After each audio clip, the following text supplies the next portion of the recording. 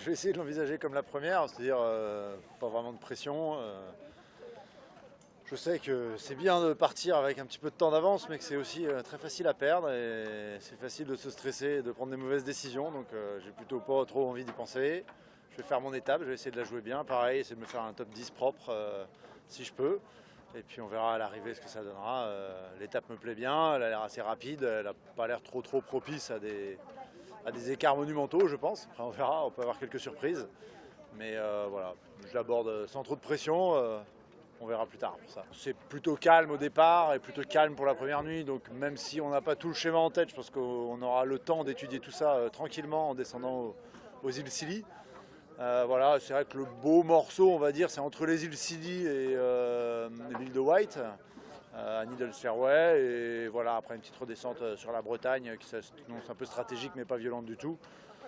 Voilà, donc je pense que ça nous fait une jolie étape, peut-être plutôt des bords de vitesse par rapport à l'autre que des bords stratégiques. Ouais, ça se joue, s'il y a des écarts de vitesse, ça se jouera en partie là, c'est sûr. Il n'y a pas l'air d'avoir beaucoup de stratégie sur ces bords-là. Donc voilà, ça a l'air d'être un bord de Genac travers au vent, peut-être dans une vingtaine de nœuds. Ce qui peut être un peu technique, c'est vrai, et voilà, on peut peut-être voilà, avoir des différences entre les bateaux, entre le design de voile, parce que c'est la voile qui présente le plus de différences aussi. Voilà, ça peut être intéressant.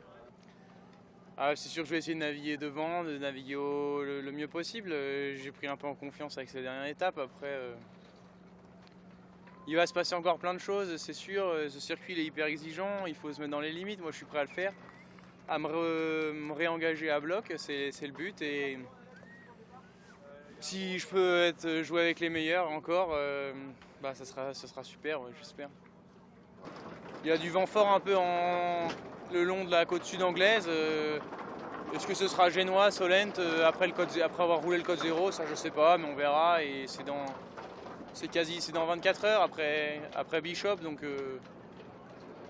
on réactualisera avec un peu les forces de vent qu'on donneront la course, les angles, et puis mais ça m'inquiète pas plus que ça. Les choses, tout ce qu'on va faire, j'ai déjà fait en manœuvre, etc. Donc maintenant il y a une transition à passer en arrivant sur l'île de Wight, là, au Needles, c'est pour retraverser la Manche. Mais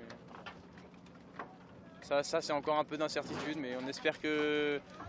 moi j'ai mes schémas en tête et je sais comment choisir, donc ça ira. À Roscoff, ça durera assez longtemps l'étape, mais il doit y avoir du monde sympa. C'est une étape en Bretagne.